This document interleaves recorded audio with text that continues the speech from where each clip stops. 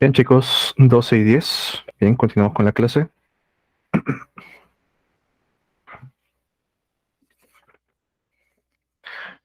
Entonces, ya finalizamos hasta aquí lo que vendría a ser las criptógamas. Bien, si nos hemos dado cuenta, las algas, los musgos, los helechos, bien, se van a reproducir en sí, liberando lo que son las esporas, produciendo los gametos. Y estos gametos, para poder fecundar, necesitan de un medio acuático. Bien, son organismos que se han adaptado reproductivamente a un medio acuático.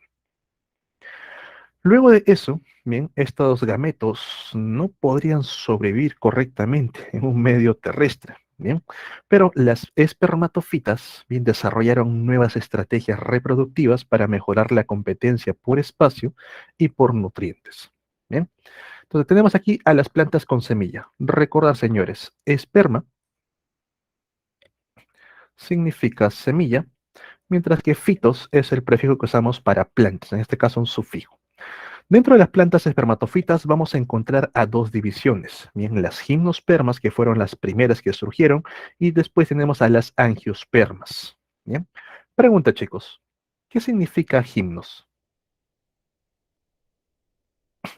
¿Qué se entiende por gimnos?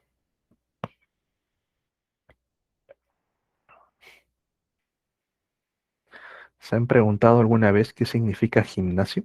¿O de dónde proviene la palabra gimnasio? ¿Su profesor de historia no les ha explicado acerca de los gimnasios en la época griega? Desnudo, correcto, profe. ¿Qué tiene que ver con los gimnasios? En la antigua Grecia, bien, solamente los varones podían acceder a estos lugares de entrenamiento y realizaban estos entrenamientos de manera desnuda. ¿Bien? De ahí el término gimnos, que significa desnudo, los gimnasios que se hacían desnudos, y en este caso las gimnos esperma. Bien, esperma semilla, gimnos desnudo, una semilla desnuda. Profe, ¿a qué se refiere con una semilla desnuda? Normalmente nosotros cuando observamos a las semillas en distintas plantas, estas vienen cubiertas por una estructura que conocemos como fruto, el cual aprovechamos, lo consumimos. Pero en el caso de las gimnospermas, estas plantas no desarrollan el fruto. ¿Y por qué? El fruto se forma a partir del pistilo. En los gimnospermas, sus flores, entre comillas, no tienen pistilo. Por eso que estas semillas salen al descubierto o desnudas. Las gimnospermas vamos a tener plantas como por ejemplo las coníferas o a las araucarias, estas plantas que nosotros empleamos sobre todo en épocas navideñas, ¿bien? Tu arbolito de Navidad o por ahí vas a ver unas araucarias muy bonitas, bien, que crecen con las ramas bien extendidas. Profe, ¿cómo lo diferencio de otras? Básicamente por las hojas. Si tú has visto estas plantitas que parecen pinos navideños y has intentado tocar las hojas no son planas como en el resto de organismos, sino que son unas hojas en forma de puntita, ¿bien? A esto se le conoce como hojas aciculares. Vamos a anotarlo por aquí. Las hojas aciculares son más duras, más resistentes y tienden a hincarte, a generarte pequeños raspones, ¿bien? Luego, en la estructura del pino vamos a notar que forma unas cositas conocidas como conos, los cuales vienen a ser las flores, entre comillas, ¿bien? Vamos a observar la presencia de conos masculinos, aquí está al revés, los cuales tienen unos colores más vistosos, más llamativos, y los conos femeninos. Bien, este es un cono masculino y estos son los conos femeninos. Ahora, como ventaja reproductiva, bien, estos gimnospermas, aparte de emplear al agua, bien, estos conos tenían la capacidad de liberar, sobre todo la parte masculina, liberar los granos de polen por acción de la lluvia, que viene a ser el agua, por acción del viento, por acción de movimientos. Viene un ave, se posa sobre las ramas, sacude el cono, este rápidamente libera los granos de polen que se forman en su interior. Pero para lograr fecundar al cono femenino, los conos masculinos siempre se ubican por encima de estos, ya sea cuando están juntos, como en este caso, o por ejemplo, si en un árbol los conos están separados, los conos masculinos crecen en la parte de arriba y los conos femeninos en la parte de abajo. Bien, entonces repito, cuando dentro del cono masculino, bien dentro del microsporangio, se van a formar los granos de polen por meiosis, Estos, al ser sacudidos por acción de la lluvia, por acción del viento, por acción de algún animal, van a caer hacia la parte inferior. Y en la parte inferior los espera un cono femenino. Dentro del cono femenino, dentro de cada escama, bien por meiosis, se forman las megasporas, las cuales van a ser el gametofito femenino. Bien, este grano de polen ingresa dentro de la escama, fecunda a la megaspora y se va a formar un pequeño embrión que da origen a la semilla. El resto de la estructura de la escama va a formar una forma alada. A esto se les conoce como las semillas aladas. ¿Y para qué es esa semilla alada? Cuando la semilla cae, luego que ha sido fecundado, esta semilla va a permanecer un buen tiempo en el aire, va a estar dando vueltas por el ala hasta que finalmente se posa. Bien, y mientras permanece ahí en el aire, el viento se los puede llevar bastante lejos. Analicemos su estrategia reproductiva. Contra los helechos, algas, briofitas, todos ellos es muy ventajoso porque estos organismos únicamente empleaban el agua. Ahora, las gimnospermas van a emplear agua, van a emplear aire y movimientos, bien, que ayuden a liberar los granos de polen y a las semillas ya formadas. Pero dependen mucho del azar, dependen mucho de la suerte. Número uno, suerte para que el grano de polen caiga exacto dentro de un cono femenino para que ocurra este evento. Una vez que cae, bien, número dos, suerte para que la semilla caiga en una buena zona. Si no hay suficiente viento y la semilla es liberada, cae alrededor del árbol principal, vas a notar que aquí no crecen plantas, porque este árbol le está quitando sombra, perdón chicos, y a su vez las raíces están absorbiendo todos los nutrientes, con lo cual la semilla no puede formarse correctamente. Bien. Ahora, supongamos que hay viento.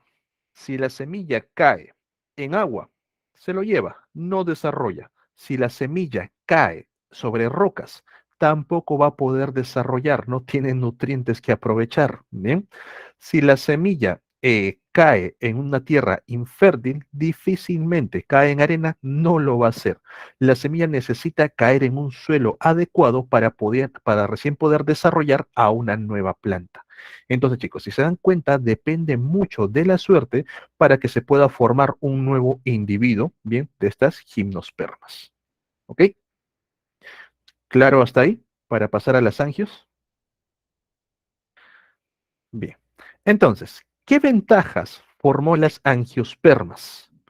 Las angiospermas son conocidas también como las plantas con flores, y estas flores, que son muy llamativas, han desarrollado un pistilo. Este pistilo, en cuyo interior se encuentra el óvulo, bien, dentro del ovario, va a almacenar a la semilla, transformándose en un fruto. Vamos a tener plantas con semillas dentro de un fruto. Comparando, para que aquí, en las gimnospermas, ocurra el evento de fecundación, necesita mucha suerte para que el grano de polen caiga directo dentro de una escama. En la angiosperma no.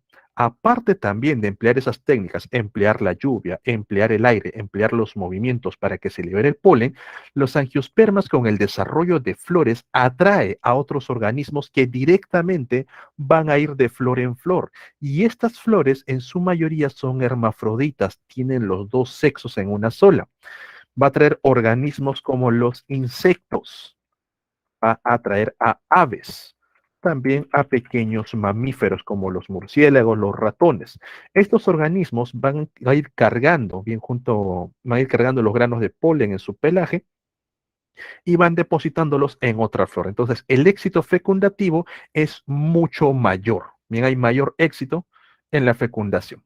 Bien, una vez que ocurre el proceso de fecundación en las gimnospermas, para que esta semilla pueda formar un nuevo individuo, necesita sí o sí caer en buena tierra, con lo cual depende nuevamente de la suerte. En las angiospermas no. Esta semilla cae dentro de un fruto. El árbol suelta el fruto o el fruto está maduro y es un fruto llamativo para otros organismos. Por ejemplo, llega un caballo, bien, consume por aquí una manzana y se traga todo el fruto, con semilla y todo. Cuando los mamíferos, principalmente nosotros, bien consumimos frutos, difícilmente podemos degradar lo que viene a ser la celulosa de la semilla, ¿bien? Es una celulosa muy compacta, entonces simplemente pasa por el sistema digestivo y sale junto con las heces. En el caso de estos animales, como los caballos, los burros, todos ellos, a estas heces se les conoce como estiércol, lo cual aporta los nutrientes para que la semilla se genere. Entonces, un árbol por aquí liberó el fruto, vino un caballo, lo consume, el caballo va caminando, se aleja del árbol, bien, durante ese trayecto ya procesó el alimento y libera el estiércol junto con la semilla, hay una nueva planta a una gran distancia de la original. Esa semilla, así caiga en piedras, va a aprovechar a este estiércol, va a aprovechar los nutrientes para poder formar sus primeras raíces. Y una vez que ya tiene raíces ancladas en el suelo, ya tranquilamente puede absorber los nutrientes del suelo y desarrollarse como una planta independiente. Bien, entonces se dan cuenta, las angiospermas en sus estrategias reproductivas superaron a las gimnospermas que dependían mucho del azar para poder formar un nuevo individuo. Eso hizo que las angiospermas actualmente sean las plantas más evolucionadas y sean las plantas dominantes, bien, en la superficie terrestre. ¿Queda claro la comparación, chicos, en cuanto a estrategias reproductivas? ¿A alguien le quedó alguna duda? ¿Se entiende por qué las angiospermas son superiores a las gimnos? ¿Sí? Vayan comiendo, no se duerman. Bien. Dentro del grupo de las angiospermas, nosotros vamos a encontrar a lo que viene a ser dos clases. Recuerden que división es lo mismo que filum, pero se aplica para plantas. Y debajo de los filum tenemos a las clases. Tenemos a la clase monocotiledonia, de un solo cotiledón, y a la clase dicotiledonia de dos cotiledones. Profe, ¿qué son los cotiledones? Los cotiledones vienen a ser el endospermo, la parte principal que va a aprovechar el embrión en su primera etapa de desarrollo. Bien, en el caso de las dicotiledonias, como por ejemplo los frijoles, bien, como por ejemplo las lentejas, las arvejas, bien, vamos a observar al embrión que está por aquí, se ubica justo en el medio, y la presencia de dos cotiledones que lo acompañan. Cuando tú abres un frijolito, se separa, abres un grano de maní, se separa, una arveja también se separa, justo en el medio queda el pequeño embrión. En cambio, en el caso de los monocotiledones, como la caña de azúcar, el choclo, bien, vamos a ver que aquí se encuentra el embrión y justo a su lado está el cotiledón. Por ejemplo, cuando tú has hervido, has hecho tu choclito hervido para el choclo con queso, ves ahí el grano de choclo, vas a notar una zona más opaca en la punta y una pequeña cosita de un color mostaza, ¿bien? Ahí. Esa pequeña cosita de un color bastante oscuro, de un color mostaza, es el embrión. Y la parte opaca que lo está rodeando es el cotiledón. ¿Bien? Entonces, la primera diferencia viene a ser la cantidad de cotiledones. La diferencia más marcada en sí, para no analizar tanto la semilla, es a nivel de las hojas. Y es lo primero que te voy a pedir que revises en caso te coloquen imágenes. Ve por las hojas, no hay pierde. Si las hojas presentan unos bordes aserrados, unos bordes lobulados, o sea, si tienen bordes en sí, se debe a que tienen nervaduras. ¿Bien? Las nervaduras están ramificadas, ocasionando esos bordes. Hablamos directamente de un organismo dicotiledón, una dicotiledonia. En cambio, si tiene un borde completamente lineal e incluso cortante, eso se debe a que presenta nervaduras paralelas. Y esto es característico de lo que vienen a ser las monocotiledonias. En el caso del nivel del tallo, cuando hacemos un corte, en las dicotiledonias vamos a observar que los haces vasculares, xilema y floema, están dispuestos de manera ordenada, de forma radial, del centro hacia afuera. Pregunta de admisión. ¿El xilema hacia dónde se desarrolla? ¿Hacia el centro o hacia superficie? ¿El xilema hacia dónde se desarrolla? ¿En el centro o en la superficie? O sea, hacia adentro o hacia afuera. ¿Dónde ubicamos al xilema? En médula o corteza, en el centro, siempre hacia el centro. Xilema hacia adentro, floema hacia afuera. En el caso de las monocotiledonias, notamos que los haces se encuentran dispersos, no hay una simetría, pero si analizamos de cerca a estos haces, vamos a observar, mira aquí nuestros haces, que los xilemas, que son vasos grandes, vasos gruesos, siempre apuntan, siempre se desarrollan hacia el centro, mientras que el floema, que son vasos delgados, bien, se desarrollan hacia la corteza, hacia afuera. Bien, entonces se va a cumplir siempre ese proceso, el xilema hacia adentro, el floema hacia afuera. En cuanto a la dispersión, en las dicotiledonias de forma radial, de forma ordenada, en las monocotiledonias dispersas, ¿bien? En todo el corte. Luego, respecto a las piezas florales, entiéndese por piezas florales bien a los sépalos, la parte verde, a los pétalos, la parte colorida, a los órganos sexuales, las anteras y también al pistilo. Estas piezas florales en las dicotiledonias pueden ser múltiplos de 4 o múltiplos de 5. En cambio, en las monocotiledonias siempre es múltiplo de 3. Bien. Por último, los granos de polen, monocotiledonia, un solo cotiledón, un solo poro a nivel del polen. Las dicotiledonias van a mostrar 3 poros. Bien, entonces, estas son características que nos van a permitir identificar una mono contra una dico. Y tienen que saberlo, chicos, porque comúnmente les van a colocar en el examen en texto describiendo una u otra característica y ustedes tienen que saber qué tipo de planta se trata. En caso que te coloquen imágenes, vamos por aquí. La papa, vean la imagen, mono o dico. Profe, no se ve bien la flor. Guíate por las hojas. Mono o dico. Dicotiledonias. Las hojas tienen pequeños bordes aserrados, ¿bien? Que representan las nervaduras, ¿bien? Las legumbres, mono o dico. Ya directamente con la palabra legumbre deberías sacarlo, porque las legumbres son los frijoles, las arvejas, lentejas, garbanzos, todos ellos. Vienen a ser dicotiledonias, están formados por dos cotiledones, pero por la imagen también notas que las hojas tienen bordes aserrados, nervaduras. Pasto, el césped, mono o dico, monocotiledonia, completamente lineal, con nervaduras paralelas. El plátano, mono o dico, profe, y sí me agarró. Toda la estructura que ves por aquí son hojas. A esto no es tallo. Los plátanos tienen tallo subterráneo, tienen rizoma. Bien, todo esto es hojas. Y las hojas tienen nervaduras paralelas. Bien, el plátano es monocotiledón, por si acaso. Las orquídeas, directamente, monocotiledonias. Múltiplo de 3. Vean, múltiplo de 3 las piezas florales. Las orquídeas, todas ellas son monocotiledonias. Bien. A ver, chicos, entonces para ver si se ha entendido esta parte, quiero que vayan con esta plantita. Esta es una bugambilia, mono o dico.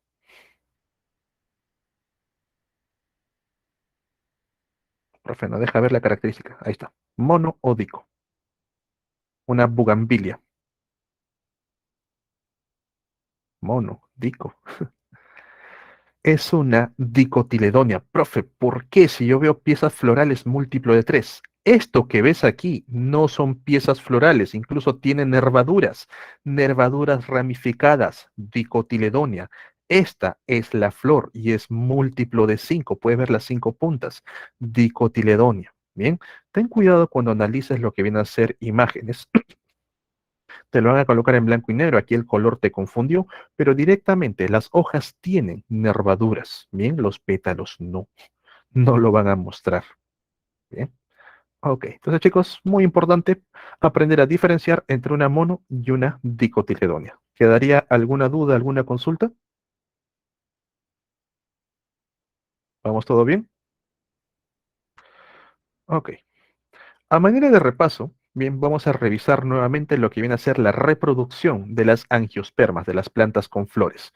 Esto ya lo hemos visto en la clase de repro, pero para recordar, bien. En las angiospermas vamos a encontrar que la gran mayoría presenta flores hermafroditas, quiere decir que presentan ambos sexos en la misma flor, pero también puede existir flores monoicas, bien de un solo sexo, perdón, dioicas, de sexos separados, flores masculinas, flores femeninas, bien. En ambos tipos vamos a encontrar que siempre la parte masculina está representado por las anteras, mientras que la parte femenina está representado por los pistilos. Bien, si ustedes observan en cualquier flor, vas a notar que la antera es más pequeña que el pistilo. ¿Y eso por qué?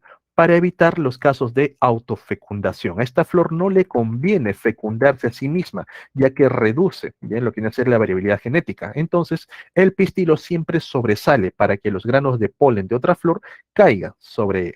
Bien. Dentro de las anteras, nosotros ubicamos a la parte micro, la parte más pequeña, el microsporangio, bien con los llamados microsporocitos. Estos microsporocitos por meiosis forman la microspora y la microspora de un solo núcleo va a realizar procesos de cariocinesis, cuando el núcleo se va a dividir, solamente el núcleo sigue siendo una sola célula, hasta formar los granos de polen. Estos granos de polen, si bien recuerdas, están formados, bien, es una sola célula, en cuyo interior hay la presencia de tres núcleos, bien, un núcleo llamado tubular y dos núcleos espermáticos o germinativos. Bien, pausa por aquí. Vamos con la parte femenina. En la parte femenina ubicamos la parte mega, la más grande, el megasporangio con el megasporocito. Bien, el megasporangio y el megasporocito por meiosis va a formar a la megaspora. Esta megaspora también pasa por divisiones de núcleo llamados cariocinesis. Bien, el único núcleo se divide en dos, luego se divide en cuatro, finalmente se divide en ocho. Vamos a tener un saco embrionario inmaduro, bien, con la presencia de ocho núcleos en su interior. Pregunta, chicos, de esos ocho núcleos, ¿cuántos se degradan?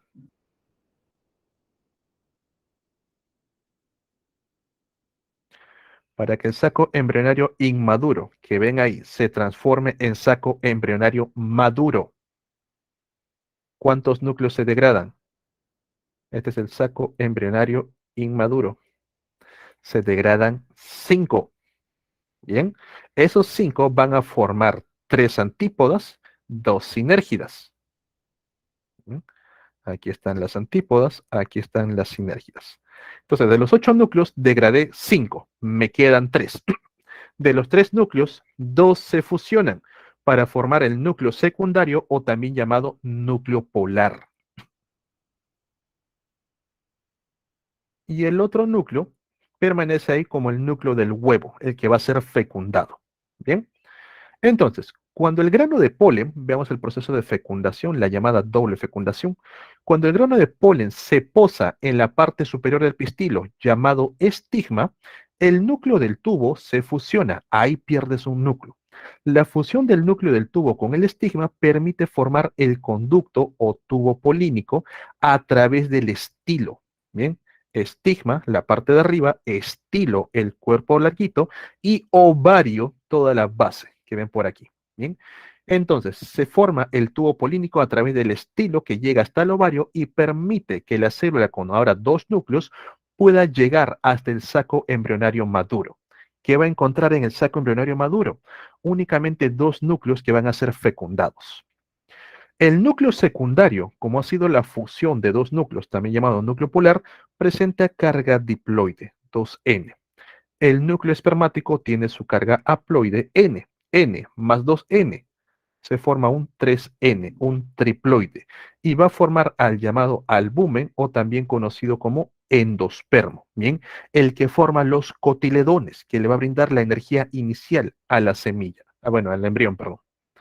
El otro núcleo espermático se fusiona con el núcleo del huevo, un núcleo haploide, el núcleo del huevo, núcleo haploide, N más N, 2N, y forma al embrión, que va a estar por aquí.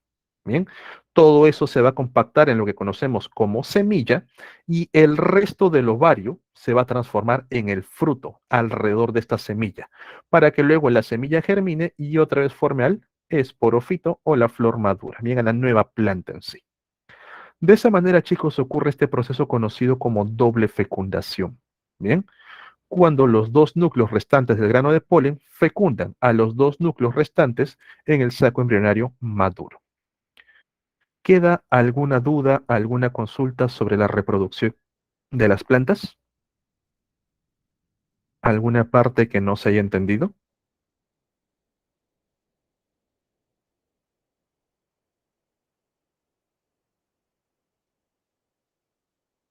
¿Todo claro, chicos? Bien, esto ya lo hemos visto en la parte de reproducción. ¿Todo bien? Ok, bueno.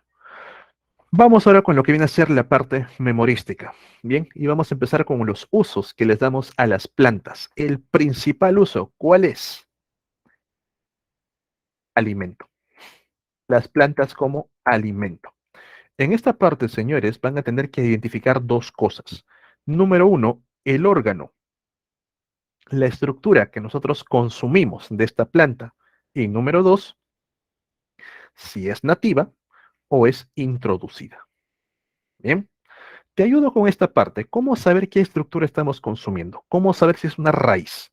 Cuando las plantas se forman, bien, todas ellas siempre van a formar una raíz principal y luego forman las raíces adventicias o secundarias, siempre. Si tú observas que esta raíz principal es la que está formando recién las raíces secundarias, como por ejemplo en las zanahorias, bien que le salen unas pequeñas raíces, o en las beterragas, esto es una raíz de reserva, estás consumiendo raíz. Pero si en cambio observas de que existe una raíz principal, se forman raíces secundarias y por ahí hay reservas o directamente por el tallo, esto es un tubérculo, es un tallo modificado como en el caso de la papa. Bien, aquí también salen pequeñas raicitas, pero no es la raíz principal de por sí, es un tallo modificado. Como raíz de forma nativa, nosotros tenemos a la yuca, el camote, la arracacha. De manera introducida, la beterraga, las zanahorias, nabos, rabanitos. Bien. El tallo, por excelencia, la papa, aquí en los Andes, oca, maca o yuco. Bien. También la machua y la chira. Introducidos los que vinieron junto con los esclavos de África, la caña de azúcar, bien, llegó hacia la parte de Centroamérica, y los espárragos. Bien, mezclen un poco de historia, chicos, para que también recuerden de dónde proviene cada cosa. Ahora, ¿cómo saber si lo que estoy comiendo es un fruto? Sencillo, si en su interior hay semillas. Si dentro tiene una semilla, es un fruto. Pregunta, ¿la lechuga será un fruto? ¿La lechuga será un fruto? ¿Sí o no?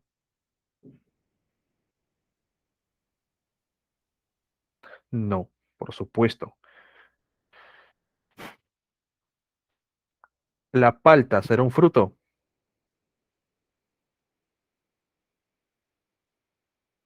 Sí, correcto. ¿La coliflor? No. ¿El tomate? Sí. Bien, entonces reconocen a los frutos directamente cuando en su interior están las semillas. Y ahí tenemos frutos oriundos, como viene a ser el zapallo, calabaza, palta, algarrobo, chirimoya, pepino, lúcuma, tuna, granadilla, todos ellos. Bien, los introducidos son un poco más fáciles de reconocer. Naranja y manzanas no existen acá, son europeas. Los cocos de la Polinesia, melocotón, melón, aceitunas, bien, de las zonas del Mediterráneo, de la zona arábiga, bien, plátano, uvas, fresas, dátiles, también de la zona arábiga, bien, sandía, maracuyá. Esto básicamente del centro de Europa, Europa del Este, que le dicen. Bien, entonces todo esto es básicamente introducido. Profe, ¿qué pasa con los plátanos? Hay plátanos nativos, el llamado ingwiri, bien, pero la mayoría de plátanos proviene de afuera, de la isla C de todos ellos. Bien. Ahora, ¿cómo diferenciar si estoy consumiendo un fruto o estoy consumiendo una semilla? Es por la parte que voy a comer. Si tengo algo que no desarrolla parte carnosa, un fruto que no genera parte carnosa, como los manís, como el frejol, yo estoy consumiendo directamente la semilla, como por ejemplo también en las arvejas, ¿bien? Me estoy comiendo la semilla. De forma nativa, tenemos al frejol, maní, maíz, quinoa, kiwicha, payar, tarwi y la cañigua. De forma introducida, los cereales, arroz, cebada, trigo, avena, ¿bien? Igual que la arveja, lentejas y habas, que sobre todo vienen de la parte árabe, ¿bien? Garbanzos y soyas, que eran, sobre todo las soyas, que eran tipo moneda de cambio en esa época, ¿bien? Por último tenemos hojas y flores. Estas hojas y flores pueden ser consumidas directamente, ¿bien? O pueden estar presentes en infusiones, en los llamados té. Por ejemplo, el yuyo. Bien, el yuyo es un alga, pero se considera una hoja, por lo tanto entra aquí. Lo comemos en los ceviches. El huacatay, que le da el verdor a ciertos platos. Bien, paico y muña, las agüitas de paico, el agüita de muña para los dolores e infecciones estomacales. Introducidas la acelga que comes junto con tus garbanzos, espinaca, la col, brócoli, coliflor. Profe, pero de la brócoli y coliflor no comemos el tallo, no, comes las flores. ¿Cómo es eso? Cuando tú cortas tu pedazo de brócoli, bien, que por supuesto a veces también te comes parte del tallo, pero principalmente priorizas esa parte blanquecina o la parte verdosa que se encuentra en la superficie. No son hojas. Si tú analizas de cerca cada uno de esos puntitos, son flores verdosas, son flores de un color verde. Y tú tratas de cortar lo más chiquito que puedas el brócoli y la coliflor para únicamente comer esas partes. Te estás consumiendo flores y con una que otra hojita que la rodea. Bien. La alcachofa igual, van a ser hojas con esas puntitas que vas liberando y vas quitándole la parte comestible. El poro es muy parecido al apio, pero el apio nosotros consumimos el tallo. En cambio, el poro son hojas que están dispuestas alrededor, formando esa estructura alargada. Lechuga, ni qué decir. El hinojo también aprovechamos las hojas para hacer aguas, hacer bebidas. Y las cebollas, que son llamados los catáfilos, cuando tú los cortas, observas que son capa sobre capa. A eso se le conoce como catáfilos. Bien, son hojas entre capas, al igual que el ajo, que también es un catáfilo. Bien. Entonces, aquí tenemos, chicos, las principales plantas alimenticias. Diferenciar qué órgano son los que consumimos y si se trata de nativas o introducidas. Bien. Esta parte sí es memorística. Tomen ese screen y traten de recordar algunos tips. Pregunta. ¿Qué otro uso les damos también a las plantas? ¿Cuál es el segundo uso que les damos a las plantas, aparte de servir como alimento? Medicina, correcto. Empleamos una gran cantidad de plantas por sus propiedades medicinales, porque nos ayudan a combatir diversos malestares y enfermedades. Ahí tenemos plantas que ayudan a relajar el sistema nervioso. Por ejemplo, acabas de pasar por un accidente, te acaban de dar una noticia fuerte, estás en shock, ¿bien? El agüita de manzanilla te va a ayudar a relajarte poco a poco hasta que asimiles el evento, la noticia. De igual manera, por ejemplo, si tenemos ciertos dolores al corazón, nos está palpitando muy fuerte, podemos consumir agüita de toronjil. O, por ejemplo, si tienes problemas para conciliar el sueño, ahí tienes a la valeriana. Bien. La valeriana que viene en esos test llamados dulces sueños es el principio activo. Y también como es un relajante del sistema nervioso, si es que tienes gatos en casa, tú le das un poco de valeriana, ellos lo van a usar como si fuese droga, los relaja un montón. Te acabas de hacer una herida, estás en mitad de la nada y no tienes con qué cicatrizarlo, estás sangrando mucho. Bien, aparte de hacerte el torniquete, puedes aprovechar a ciertas plantas cicatrizantes, como por ejemplo la sábila, por la presencia del aloe. Han visto que este aloe a veces viene en los shampoos para ayudar con las pequeñas heridas que surgen en el cuero cabelludo, bien por la desescamación, la formación de caspa. También puedes aprovechar si es que conoces al confrey o a la sangre de grado. Bien, ten mucho cuidado con este último. La sangre de grado se le da un uso externo, un uso tópico. Una herida que tienes por ahí, un poco de sangre de grado, ayuda a cicatrizarlo. Si tú consumes sangre de grado, resulta tóxico, ya que la sangre de grado proviene de los tubos laticíferos y la planta lo produce principalmente para intoxicar a los organismos que intentan atravesar el tallo. Bien. Luego tenemos plantas desinfectantes. Te generaste una herida y no tienes alcohol para poder limpiarla, para poder desinfectarla. Entonces aprovechas tus conocimientos en plantas y vas a buscar lo que viene a ser, por ejemplo, llantén. Lavas el llantén, puedes formar una pequeña masa o hacer agüita de llantén y empezar a limpiar la herida con esta bebida. También si es que dispones de lo que viene a ser la verbena, bien, o también, por ejemplo, de la manzanilla, que también actúa como desinfectante. Por ejemplo, chicos, nosotros, como desinfectante, ¿en qué órgano usamos la manzanilla? ¿Qué órgano lavamos con una agüita de manzanilla para que se logre desinfectar correctamente y no genere problemas?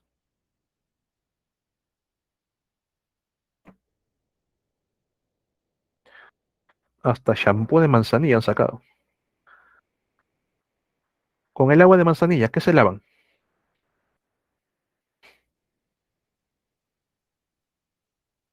Nadie. ¿Alguna vez nos han levantado todo legañosos con los párpados pegados? ¿Nunca les ha pasado eso? Ya sea porque durmieron boca abajo, porque no se bañaron, porque se sobaron con la mano sucia. Los ojos, correcto. La manzanilla ayuda a desinfectar los ojos, ya que por un lado tiene acción desinfectante y por otro lado es relajante el sistema nervioso, no genera irritación ocular.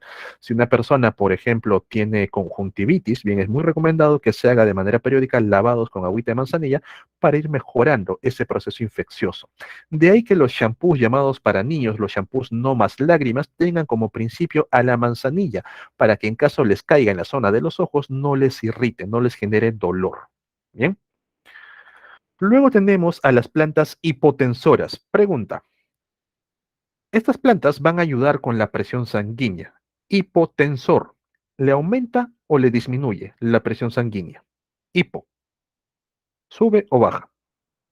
Disminuye, correcto. El prefijo hipo es por debajo. Bien, cuando por ejemplo nosotros hablamos del hipotiroidismo, cuando tu tiroides está trabajando por debajo de lo normal. Lo contrario sería hiper, cuando empieza a ser más de lo normal. Bien, las hipotensoras ayudan a reducir lo que viene a ser la presión sanguínea cuando tienes una presión alta. Ahí tenemos, por ejemplo, a las aguas de maracuyá y otra que también te venden ahí en tu carretilla, el maíz morado, la chicha morada. ¿Bien? Te van a ayudar a reducir la presión sanguínea, pero también puedes utilizar, por ejemplo, al ajo, puedes utilizar a la caigua, al perejil. El perejil, sobre todo, es muy conocido y me acuerdo que varios alumnos tienen esa costumbre, ya, bueno, por parte de las abuelitas, que cuando van a dar examen tempranito en el desayuno se toman un poquito de agua de perejil.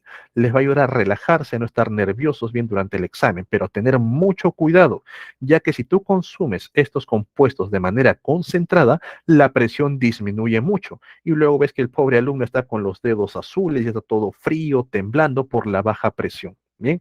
Entonces, siempre con una adecuada concentración. Lo contrario a una hipotensora que te disminuye la presión es una hipertensora que te va a aumentar la presión sanguínea. Profe, ¿por qué tenemos que aumentar? Porque a veces se te disminuye tanto la presión que estás con frío, estás temblando, o por ejemplo, es muy común en personas que acaban de salir de una fiesta, un evento de madrugada, están ahí en la mañana, siempre buscan un caldo de gallina, buscan un chifita, porque ahí tienen la presencia del quión. El quión ayuda a aumentar la presión sanguínea y como que ayuda a revivir al cuerpo. Bien, hasta que logres llegar a casa y duermas. Las llamadas litolíticas, bien litolíticas, aquellas que van a romper piedras, bien, lito de piedras, lítico de lisis, bien, pero ¿qué tipo de piedras? Los llamados cálculos. Cuando nosotros consumimos gran cantidad de sustancias carbonatadas, principalmente las gaseosas, bien, tienen carbonato, estas van a precipitar junto con otros compuestos en nuestro interior, como por ejemplo el calcio, formando carbonatos de calcio, o el magnesio, formando carbonatos de magnesio. Esto precipita, bien que decir, se van acumulando a manera de piedritas. Estas se pueden formar a nivel de la vesícula, bien debajo del hígado, o pueden formarse en los riñones, formando los famosos cálculos renales. Estas piedras van a impedir el correcto funcionamiento de estos órganos y empiezas a padecer primero de dolores, bien, porque generan inflamación y luego con problemas estomacales o problemas a nivel de la orina. Profe, cuando orino sale muy claro, muy blanco, puede haber presencia de cálculos. Bien, entonces para evitar una cirugía, la cual te tienen que abrir el órgano, quitar las piedras, volver a cerrarlo, o en el peor de los casos, extraer el órgano, siempre es bueno mantener un tratamiento previo ¿sí? Con estas plantas litolíticas, como el famoso chancapiedra, su propio nombre lo indica. O también puedes consumir lo que viene a ser piña, aguas de piña, consumir uva, ¿bien? Consumir fresas o el agua de cáscara de papa, que también ayuda a poder degradar poco a poco estas piedras que se están formando y que luego ya tu sistema lo pueda expulsar. Bien, en el caso de los riñones, las piedras se hacen pequeñas y luego salen con la orina. Para los varones es doloroso, ya que el meato urinario, el conducto urinario, es muy pequeño. Bien, y las piedras van raspando las paredes, puedes incluso orinar sangre. El color correcto de la orina es un color amarillesco no brillante, algo como esto. Y también debes fijarte que la orina no genere mucha espuma y esta no se mantenga, porque si no indica una presencia de lípidos y proteínas en exceso. Bien, si la orina sale de un color muy claro, hay problemas en los conductos renales. Si sale de un color café, tienes problemas a nivel sanguíneo. Si sale de un color ya demasiado oscuro, ya puedes tener problemas directamente con los riñones. Están inflamados o están infectados. Si hay presencia de sangre, hay una infección, hay una ruptura sanguínea. Bien, los colores indican gran cantidad de cosas a nivel de la orina y también la composición. Por último, tenemos a las antioxidantes o antimutagénicas. ¿Cómo actúan, profe? Antioxidantes es porque pueden atrapar los reactivos de oxígeno libre que se forman dentro de las células producto de muchas reacciones químicas. Estos reactivos de oxígeno libre van a dañar, van a reaccionar con el ADN alterándolo. De ahí la palabra mutagénico, bien que pueden mutar. Entonces, estas células pueden morir, lo que hace que tú envejezcas rápidamente, formes arrugas, formes manchas, o pueden mutar generándote problemas cancerígenos, tumorales. Entonces, estas plantas ayudan a evitar ese tipo de daños en las células. De ahí que se ha puesto de moda el consumo de antioxidantes, bien, alimentos antioxidantes para que las personas se mantengan jóvenes. Y es un efecto que se da. Como las células viven más, la juventud como que se alarga. Bien, ahí tenemos directamente a las brasicáceas o también conocidas como crucíferas, bien tales como el repollo o la col, bien, la coliflor, el brócoli. Te van a ayudar en todos esos procesos. Ahora, chicos, atentos. En esta parte, las preguntas van a ir sobre todo con el tema de casos. Te van a colocar casos de personas que tienen ciertas condiciones y tienes que evaluar bien. Por ejemplo, si yo te digo, tengo una persona diabética que está padeciendo de presión alta, ¿qué planta le recomiendas? Si ya tiene una condición diabética, no puedo darle más azúcares. En otras palabras, no le puedo dar frutas. Bien, porque eso va a hacer que su condición diabética se dispare. Pero hay otras plantas que no son frutas y que van a ayudarle contra su alta presión. ¿Qué planta le darían, chicos? Si tengo una persona con diabetes y presión alta, ¿cuál de ellas? ¿Cuál de las hipotensoras?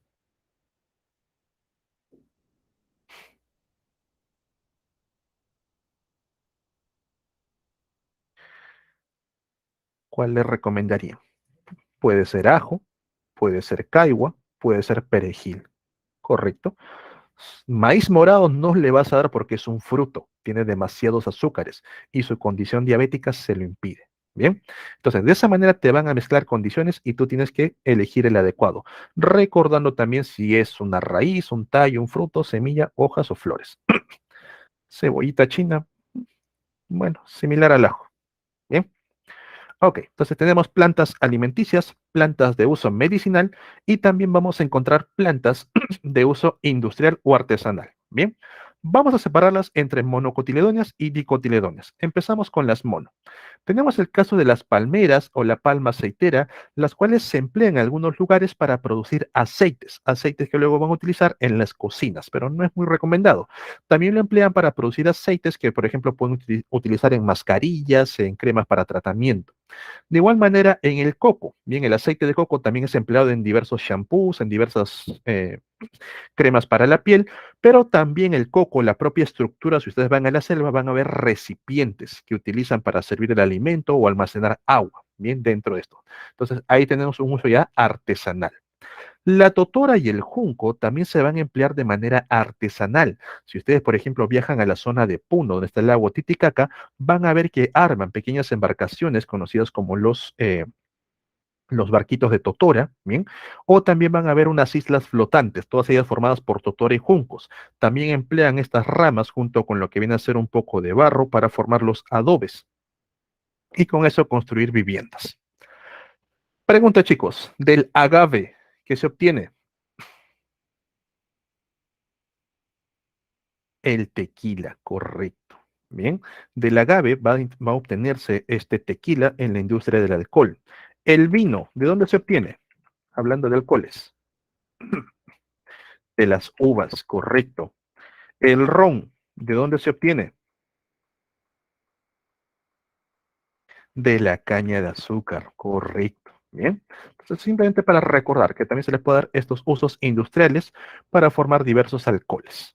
En el caso de las dicotiledóneas, tenemos a la planta de algodón, los algodoneros, los cuales van a producir semillas rodeadas de unas fibras que luego de ser procesadas son empleadas en la industria textil. Bien, tu polito de algodón, todo eso a partir de una planta.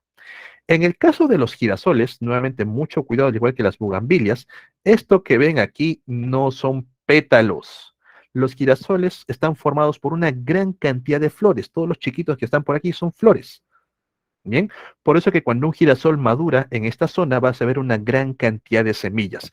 Estas semillas pueden ser utilizadas como alimento para aves, alimento para humanos, o su uso principal, su uso industrial, viene a ser para formar el aceite de girasol, el cual nosotros empleamos día a día en la cocina. Bien, aceite de girasol o aceite de soya. Por último tenemos al cedro. El cedro es un árbol que tiene una buena madera, con lo cual ha sido ampliamente usado para poder obtener estos bloques de madera y fabricar diversos muebles y utensilios a base de él. Bien, entonces estas son plantas de uso industrial o artesanal. Algo que quiero recalcar es que la mayoría, por no decir la totalidad de plantas que utilizamos como madera son dicotiledóneas. Bien, en el caso de las monocotiledóneas como madera no sirven mucho. Bien, ahí tienes a las cañas, las palmeras, totora o junco. Bien, pero una que otra excepción es utilizado. Bien, pero la gran mayoría son dicotiledóneas. Bien, este uso, señores, ha llevado a que también nosotros, al igual que pasó con los animales, con las plantas muchas especies se encuentren amenazadas. Muchas especies estén al borde de la extinción. Y a nivel de Perú vamos a mencionar 6. Recalcamos nuevamente al cedro. El cedro es una buena planta en cuanto a su madera, pero demora mucho su proceso de crecimiento. Bien, hubo una época en la que arrasaron gran cantidad de árboles de cedro y luego cuando los replantaron se dieron cuenta que demora, entonces replantaron otro tipo de árbol que crece rápido, haciendo que la cantidad de individuos de cedro disminuya abruptamente. Luego tenemos al mangle, bien, en los llamados manglares de Tumbes, en la zona del norte. El mangle es una planta muy peculiar porque crece en las zonas de intercambio entre agua dulce que proviene de los ríos y aguas saladas en los mares. O sea, crece justo ahí, en la desembocadura. El mangle se ha adaptado muy bien a estas condiciones de aguas de transición de salinidad. El mangle no es una planta que se aprovecha ni por su madera, ni por sus hojas, no tiene uso medicinal ni nada. Entonces, profe, ¿por qué se encuentra amenazado? Esta zona donde hay una transición de sales es muy bueno para el cultivo de lo que vienen a ser camarones, langostinos. Entonces, los maricultores, bien, ellos van a arrasar han arrasado gran cantidad de bosques de mangles para poner sus piscigranjas, haciendo que este organismo se encuentre amenazado. Luego tenemos a la uña de gato, bien, que es una planta que tiene estas formaciones en los tallos, que es empleado en la medicina natural. Y debido a eso, ha sido también arrasado para poder extraer mayor cantidad de uña de gato, haciendo que el número de individuos disminuya abruptamente. Actualmente se encuentra protegido dentro de diversas reservas. La Puya Raimundi es una planta también peculiar porque nosotros no le damos uso alguno, son plantas gigantes. Si tú viajas a la zona de Chavín, a la zona de Ancash y te paras al costado, por ejemplo, yo con mi 1,70 m, a lo mucho llego aquí, bien, 1,75 m. La planta es enorme. Lo que ven aquí arriba es una inflorescencia, un conjunto de flores. Profe, entonces, si no le damos uso, no lo extraemos, ¿cómo es que está desapareciendo? Por acción del cambio climático. Estas plantas crecen bajo condiciones específicas, florece bajo condiciones adecuadas. Bien, el aumento de temperatura está haciendo que poco a poco el espacio de la Puya Raimondi se reduzca y cada vez tenga que ir más y más alto. Un aire contaminado también afecta al desarrollo de las flores, con lo cual empieza a desaparecer. El árbol de la quina, el que se encuentra en el escudo nacional, pregunta, ¿qué enfermedad que casi arrasa también con Europa fue tratada y fue curada con el árbol de la quina? Y no, no es la peste. ¿Qué enfermedad fue tratada gracias al árbol de la quina? Y ese es el motivo por el cual casi se extingue, porque llegaron los europeos, descubrieron esta cualidad médica y se llevaron todos los ejemplares que podían para poder convertirlo, bien, en un líquido, la llamada malaria. Bien, la quina tiene un compuesto llamado hidroxicloroquinina, la cual es empleado con los tratamientos antimaláricos. Bien. Por último tenemos a la flor de Mancaes. La flor de Mancaes, al igual que la Puya Raimondi, sufre los efectos del cambio climático. Es una planta que principalmente vas a observar sobre todo en las lomas del Lúcumo, las lomas del Lachay, pero año tras año, bien, como va cambiando el clima, cada vez es más cálido, cada vez es más contaminado, ya las flores, la flor de Mancaes, la planta en sí, no crece bien en la cantidad adecuada, con lo que poco a poco en algún momento puede desaparecer. Bien, entonces chicos, estas son especies amenazadas de nuestra flora silvestre. Ahora, por último, tenemos que hablar acerca de la seguridad alimentaria y nutricional, el llamado SAN, cosa que muchos desconocen. Ustedes, bueno, sobre todo sus padres, día a día se preocupan, bien, en obtener dinero en los negocios para poder comprar los alimentos con los cuales, pues, viven, básicamente, pero difícilmente piensan acerca de si estos alimentos van a estar o no en el mercado. Bien, solamente se dan cuenta de eso cuando hay paro transportista o hay paro agrícola, y eso se debe gracias al SAN. Bien, para que nosotros no tengamos esa preocupación si nos va a faltar un alimento que comprar. El SAN consta de cuatro pilares. El primer pilar, disponibilidad de alimentos. Bien, los alimentos a nivel nacional deben estar disponibles y para eso el Estado garantiza o bien que sean producidos o que sean importados, bien, para que estén ahí en un mercado al alcance de los consumidores. También garantiza que sean almacenados, bien, y la ayuda alimentaria, los llamados comedores populares, las ollas comunes, los vasos de leche, bien. Entonces, primero es la disponibilidad de alimentos. Luego, para que exista un consumo adecuado de los alimentos, bien, el Estado estabiliza para que estos alimentos estén presentes todo el año. Bien, va a solventar condiciones de inseguridad alimentaria transitorias, cíclico o estacional. Profe, ¿qué se refiere eso? Recuerda que hay plantas que únicamente crecen en verano o crecen en invierno. A esto se le conoce como cíclico. Entonces, cuando una planta no está presente o un alimento no está presente, tiene que haber algo que lo reemplace.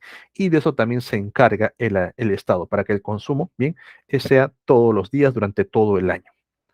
Debe haber acceso a los alimentos y no solamente el hecho de que tú puedas comprarlo en un mercado, sino que los alimentos sean producidos y puedan llegar a ese mercado.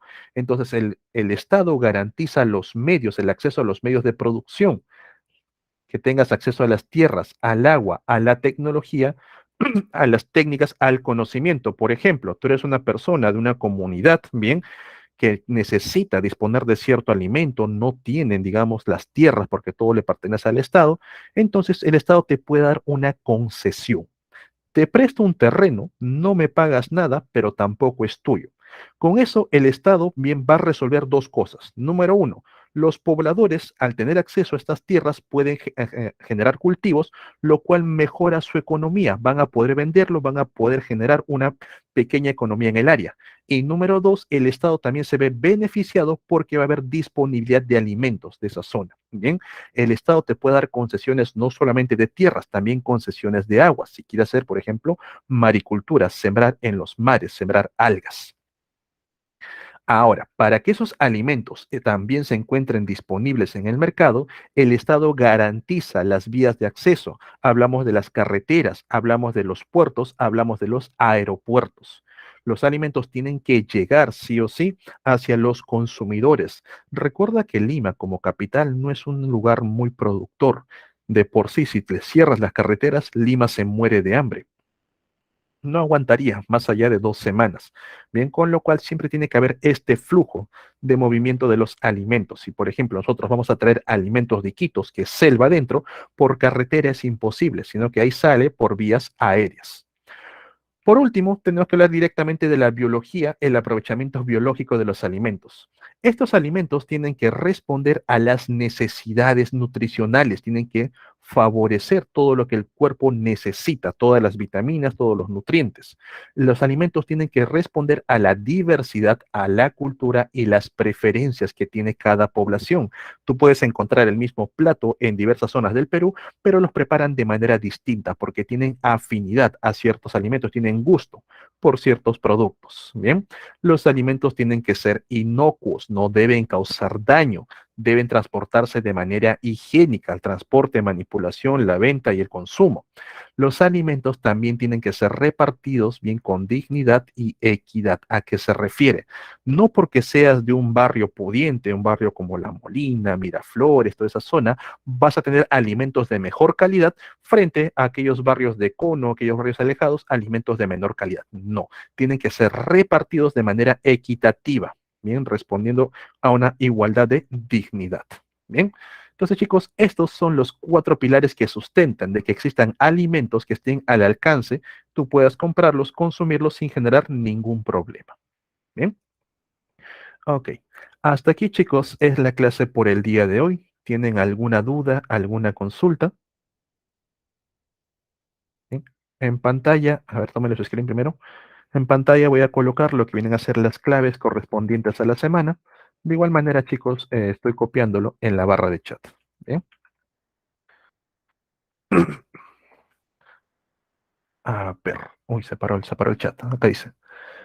Profesor, mencioné anteriormente que la sangre de grado es un cicatrizante, que esto le permite desaparecer las consecuencias del acné. No, te va a ayudar a cicatrizar, a que la herida cierre, a que los factores de coagulación se activen mucho más rápido.